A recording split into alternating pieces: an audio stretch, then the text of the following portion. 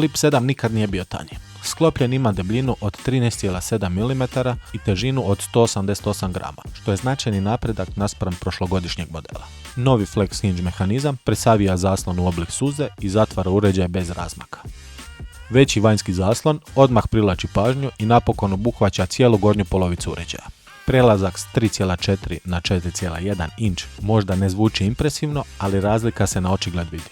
Bolje od ovoga ne može. Jedina mala frustracija je u tome što je potrebno instalirati posebnu Good Lock aplikaciju koja omogućuje pokretanje svih aplikacija na vanjskom zaslonu. Što se tiče glavnog zaslona, jedina razlika je nova veličina od 6,9 inča. I dalje ima omjer 21:9 s vrhunskom LTPO AMOLED matricom i adaptivnim osvježavanjem do 120 Hz. Rezolucija je i dalje Full HD+. Ove godine nema Snapdragon čipa, nego su se odlučili ugraditi novi Exynos 2500 procesor od 10 jezgri rađen na 3 nanometarskoj tehnologiji. Dolazi s 12 GB RAM-a i do 512 GB memorije. Ako ih uspoređujemo, Snapdragon 8 Elite općenito nudi bolje performanse, dok Exynos 2500 ima prednost u obradi podataka za umjetnu inteligenciju. Ali opet, nije to tolika razlika koja se može osjetiti u svakodnevnoj upotrebi.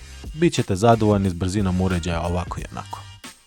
Sustav kamera identičan je prošlogodišnjem modelu, glavna kamera od 50 megapiksela s optičkom stabilizacijom i 12 megapiksela ultra široka kamera.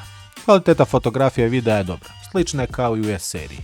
Samsungov Pro Visual Engine i AI Zoom bi trebali poboljšati obradu slike, ali opet nije to neka velika razlika naspram prošlogodišnjih kamera. Baterija je ove godine dodatno narasla na 4300 mAh.